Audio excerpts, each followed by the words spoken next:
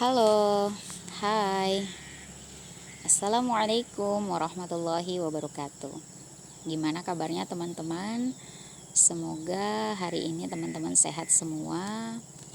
Kemudian aktivitas teman-teman dan kita semua juga diberkahi dan diridhoi oleh Allah Subhanahu wa taala. Amin. Teman-temanku yang baik, di video sebelumnya saya sudah sempat sharing beberapa tips di tahapan administrasi dalam seleksi CPNS. Kebetulan tips-tips tersebut adalah tips yang saya lakukan ya, yang saya alami sendiri, yang saya praktekkan sampai alhamdulillah saya lolos menjadi dosen di Universitas Halu Oleo, Sulawesi Tenggara di Kendari. Semoga tips-tips untuk tahapan administrasi tersebut membantu menambah informasi bagi teman-teman semua sehingga lebih mantap lagi mempersiapkan diri, dan insya Allah teman-teman juga bisa merasakan seperti apa yang saya rasakan ya, yaitu lulus menjadi CPNS. Nah, kemarin tips untuk tahapan administrasi. Nah, di video kali ini saya akan sharing atau cerita-cerita sedikit ya tentang pengalaman saya bagaimana belajar mempersiapkan SKD atau seleksi kompetensi dasar, atau kita juga biasa dengar TKD ya, tes kompetensi dasar. Nah, apa yang saya lakukan? Yang pertama, setelah tahapan administrasi selesai, dalam artian sudah apply, sudah submit, sudah upload berkas ya, saya ngambil jeda dulu kira-kira beberapa hari atau mungkin 1 minggu. Kalau mungkin 1 minggu kelamaan ya 3 hari lah gitu ya. Sehari juga boleh, semua tergantung dengan situasi dan kondisi teman-teman. Nah, saya mengambil jeda beberapa hari untuk apa? Untuk menetralisir perasaan, wes. Maksudnya menetralisir kondisi, karena saat pendaftaran itu kan kita atmosfernya ikut ini ya. Adrenalin tuh kayak terpicu gitu. Ada rasa deg-degan, khawatir, cemas, lulus gak ya, udah bener gak ya berkas-berkas yang saya upload. Itu pasti ada perasaan-perasaan cemas seperti itu. Nah, maksud saya mengambil jeda adalah untuk menenangkan diri dulu, ngambil jeda, ngambil waktu biar kita untuk persiapan ke tahapan selanjutnya itu tidak tergesa-gesa atau terburu-buru. Ada istilah gerusa-gerusuh gitu loh, jangan sampai seperti itu. Sehingga menurut saya jeda ini penting agar kita siap ya, energi kita full untuk mempersiapkan tahapan TKD. Waktu itu jeda antara administrasi dan ujian, kita seleksi administrasi Desember, pengumuman juga Desember ya, kalau saya tidak salah ingat Desember akhir. Nah, ujian SKD-nya itu atau TKD-nya itu di Februari, jadi masih ada beberapa waktu untuk mempersiapkan diri. Nah, tetapi yang saya lakukan bukan menunggu pengumuman jadwal TKD ya saat itu. Yang saya lakukan adalah persis setelah jeda administrasi ya, walaupun belum pengumuman, tetapi saya pribadi sudah yakin bahwa saya lulus di administrasi, karena tadi di administrasi saya sudah persiapan total, sudah yakin semua sesuai dengan yang disyaratkan, mulai dari formasi, kemudian dokumen-dokumen dan lain sebagainya. Nah, karena sudah yakin, sudah mantap, dan sudah berhati-hati ketika mengapply administrasi, maka saya hanya mengambil jeda beberapa hari ya, 3 hari kalau nggak salah waktu itu, untuk kemudian saya langsung mempersiapkan diri ke TKD. Jadi nggak terlalu lama jedanya, jangan nunggu lulus administrasi dulu baru persiapkan diri, tapi memang jauh-jauh hari sebelum TKD itu berlangsung gitu. Saya Desember ya, bulan Desember 2019 saya menyelesaikan segala administrasi. Memang periodenya waktu itu Desember. Nah, di Desember itu juga saya mempersiapkan diri untuk TKD. Caranya seperti apa? Yang pertama, berselancar ya di internet tentunya. Berselancar di internet, mencari tahu sebenarnya TKD itu seperti apa sih tesnya. Berselancar di internet, kemudian tak hanya itu juga, saya juga menanyakan kepada beberapa teman yang sudah pengalaman mengikuti SKD. Saya tanya, memangnya tesnya seperti apa, bentuknya seperti apa, waktunya bagaimana, pakai komputer atau pakai kertas, paper atau komputer. tes gitu kan. Nah, dari hasil berselancar tersebut akhirnya saya membuat sebuah peta gitu ya, bahwa TKD itu nanti akan ada 3 subtes. Yang pertama TKP, kemudian TWK, dan TIU. Nah, cara saya membuat peta adalah saya buat rinciannya ya, bahwa TKD itu 3 subtes, ketiga subtes itu memiliki kisi-kisinya masing-masing. Saya langsung rundown TKP atau tes kepribadian itu kisi-kisinya apa saja. Ini ada di peraturan menteri ya, Permenpan nomor saya lupa nomor berapa, tapi nanti teman-teman bisa cek. Tapi ini hanyalah cerita bagaimana saya alur berpikir ya, biar saat realita di lapangan juga kita teratur. Saya buat rundown TKP itu kisi-kisinya apa, kemudian TWK itu kisi-kisinya apa, termasuk juga TIU itu kisi-kisinya seperti apa. Saya buat, teman-teman mungkin bisa membuatnya dalam bentuk bagan ya, biar lebih teratur. Tulis di atas mungkin TKD, kemudian dibagi ke dalam 3 panah ya, TKP, TWK, kemudian TIU. Nah, dari masing-masing subtes tersebut teman-teman breakdown lagi kisi-kisinya ya, TIU apa, TKP apa, TWK apa. Nah, setelah berselancar lebih jauh ya, saya lihat karakter TKP itu ternyata membahas tentang kepribadian ya, pengambilan keputusan atau bagaimana kita menghadapi masalah dalam situasi tertentu. Sementara TWK itu lebih ke wawasan kebangsaan kita, dan yang TIU lebih ke analogi berpikir ya, logika kita itu seperti apa, hitungan, perbandingan, dan lain sebagainya. Nah, kemudian dari ketiga subtes ini saya melihat juga ke dalam diri saya, kira-kira saya sebenarnya lemahnya di mana sih. Nah, bagian terlemah itulah yang saya pelajari lebih banyak, porsinya lebih banyak. Ternyata memang saat itu saya merasa diri saya lemah di TIU. Akhirnya saya memang lebih gencar belajar di TIU, tetapi tidak berarti saya mengabaikan subtes yang lain. Nah, makanya cara saya membagi waktu adalah setiap hari saya meluangkan minimal 1 jam untuk membuka materi, salah satu materi. Jadi tiap hari satu sub materi yang saya buka. Misalnya hari ini saya belajar TKP, saya buka tuh kisi-kisinya apa, terus saya lihat contoh-contoh soalnya apa. Besoknya saya bahas TWK minimal 1 jam. Saya baca tuh TWK materinya apa saja.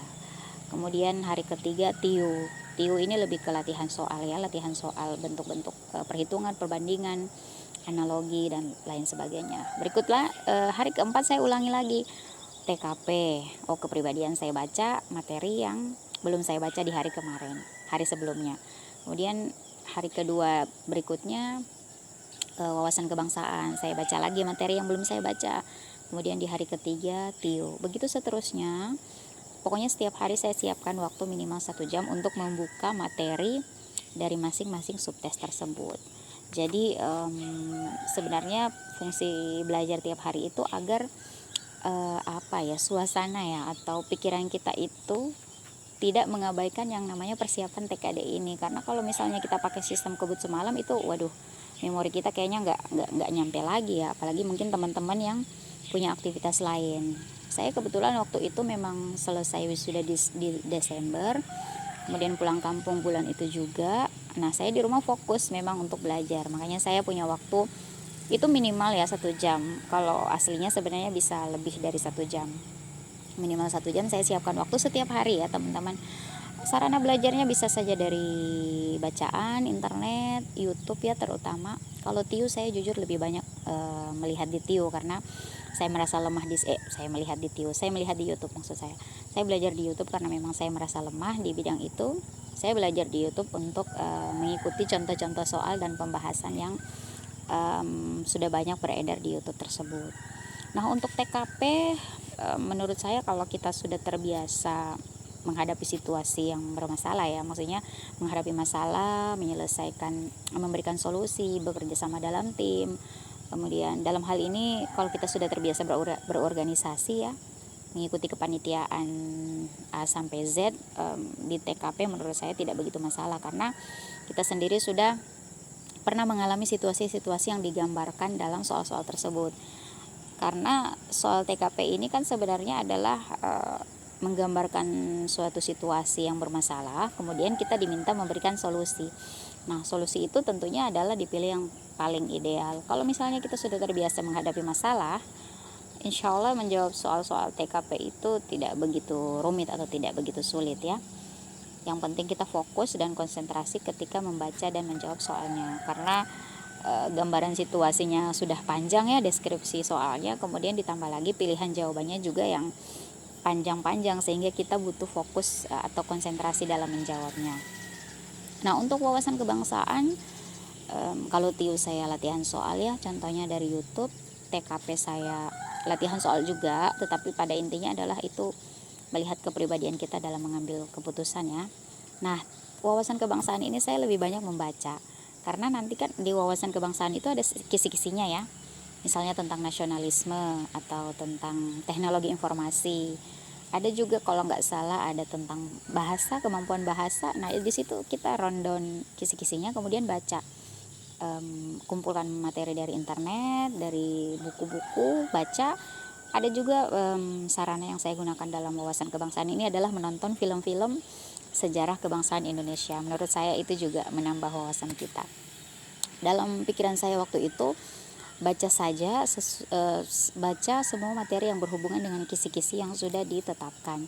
Kalaupun misalnya tidak keluar, kalau menurut saya ya, kalaupun nanti jika materi tersebut tidak keluar di soal, maka paling tidak kita sudah menambah wawasan, iya kan? Jadi tidak ada ruginya. Makanya saya bilang tadi, setiap hari usahakan siapkan waktu minimal 1 jam untuk masing-masing subtes, agar waktu itu Desember misalnya, Desember saya masih punya waktu 1 bulan lebih untuk mempersiapkan diri ya, begitu. Dan yang paling terakhir juga ya, tips dari saya, setelah yang pertama kita mengambil jeda, kemudian yang kedua kita atur strategi mau belajar apa hari ini, belajar kemudian besok dan seterusnya mau belajar apa. Kemudian manajemen waktu ya, minimal 1 jam. Kemudian yang terakhir kita banyakin di try out. Nah, saya memang di awal-awal Januari itu ya, 1 bulan full memang saya masih belajar biasa gitu ya, belajar terpisah. Tetapi ketika Februari, di mana jadwal resmi sudah keluar, pelaksanaan TKD atau SKD sudah pasti, tanggal berapa, di mana dan kapan. Nah, itu saya mulai saya mulai try out dan mengerjakan soal-soal di waktu yang sudah ditentukan. Kalau try out kan kita memang misalnya try out itu kan kayak gambaran real testnya ya. Jadi try out waktu itu berapa soal ya? 100 kalau nggak salah, ingat ya, 100 soal dalam waktu misalnya 2 jam. Nanti melalui try out ini juga kita bisa lihat track record skor kita. Wah, hari ini saya skornya segini, besok ternyata naik, lusanya ternyata turun. Nah, kita lihat turunnya di mana, soal-soal yang masih salah di mana. Menurut saya itu sangat membantu. Dan teman-teman bisa mengikuti tryout di berbagai aplikasi ya. Kalau saya sih, yang saya lakukan dulu, saya tryout di AYO CPNS. Mungkin teman-teman bisa mengikutinya ya kalau memang berminat. Tetapi sebenarnya pilihan aplikasi itu tergantung dan terserah pada teman-teman sendiri mau memilih yang mana. Kebetulan saya waktu itu ikut belajar di AYO CPNS, karena di AYO CPNS sudah kita punya track record, nilainya terekam, grafik nilai kita juga kelihatan, ada pembahasannya, dan tipe tryoutnya itu, tipe-tipe soalnya itu beragam. Jadi kita bisa milih, ada sampai belasan atau puluhan mungkin ya tryout. Nah, teman-teman bisa coba belajar di sana. Tapi sebenarnya yang terpenting adalah tadi itu, manajemen waktu. Kemudian kita tahu medan ya, bahwa SKD itu sebenarnya mengujikan 3 poin. Nah, ini di periode 2019. Periode di 2019 yang ujian di 2020. Nah, hati-hati bagi teman-teman yang mengikuti CPNS terbaru ya, untuk edisi 2021 nanti. Baca dan pahami kembali kisi-kisinya, jangan ngikutin yang 2019. Nanti mana tahu ada peraturan atau kisi-kisi yang sudah berubah, teman-teman zong di situ lagi. Nah, Jadi seperti yang saya sudah ceritakan di awal, selalu baca atau menjadikan dasar yang teman-teman pegang itu adalah dari pengumuman resminya. Jangan cuma dengar menurut A, menurut B, tapi selalu jadikan patokan pengumuman resmi ya. Sehingga teman-teman itu pegangannya udah kuat, keyakinannya udah mantap, sehingga dalam menjalannya itu ya lurus-lurus aja. Orang kita sudah mengikuti prosedur dengan baik kan, seperti itu. Nah, teman-teman, itu cerita saya bagaimana saya membagi waktu untuk belajar SKD. Alhamdulillah dengan pola belajar seperti itu, skor SKD saya adalah skor yang tertinggi. Nah, menurut saya ini juga penting ya, nanti ketika sudah mendekati ujian. Saya langsung pasang target waktu itu di bulan Februari. Saya awal targetnya harus tertinggi di formasi saya. Kebetulan 5 orang yang diambil satu. Saya bilang dalam diri saya bilang sama diri saya harus jadi yang pertama di formasi. Alhamdulillah keterusan. Maksud saya alhamdulillah terwujud, kok keterusan sih. Alhamdulillah terwujud. Nah, tak hanya itu, target saya juga sebenarnya adalah terbaik di sesi saya waktu ujian. Ada sekitar berapa orang ya, 50 kalau nggak salah di sesi saya waktu itu. Artinya kenapa saya pasang seperti ini adalah untuk menantang diri saya sendiri untuk belajar lebih giat lagi. Ternyata memang qadarullah tidak terwujud, tetapi saya berada di peringkat 3 waktu itu di sesi saya. Tapi yang untuk peringkat 1 di formasi saya ya memang terwujud seperti itu. Artinya memang kita punya target di ujian TKD ini kita mau skor berapa, mau di posisi berapa. Jadi teman-teman harus tahu situasi, tahu medan. Ibarat mau berperang, kalau walaupun kita punya senjata, tapi kalau kita nggak paham situasi dan medan perangnya kan ya sama aja gitu. Kita memang udah punya kita memang sudah punya amunisi nih, belajar materi di dalam kepala. Tapi kalau kita nggak paham situasi, nanti saingannya siapa, kemudian kita harus berada di poin berapa, nah itu menurut saya juga akan kurang memuaskan hasilnya nanti ya. Ternyata panjang juga ya cerita saya. Semoga bermanfaat ya teman-teman. Saya doakan semoga teman-teman juga yang mengikuti seleksi di CPNS 2021 juga lolos. Jangan lupa perbaiki amal, perbaiki akhlak, terutama cara kita bergaul dengan kedua orang tua kita ya. Semoga sukses teman-teman. Terima kasih sudah mengunjungi dan mendengar cerita saya. Semoga bermanfaat. Wassalamualaikum warahmatullahi wabarakatuh.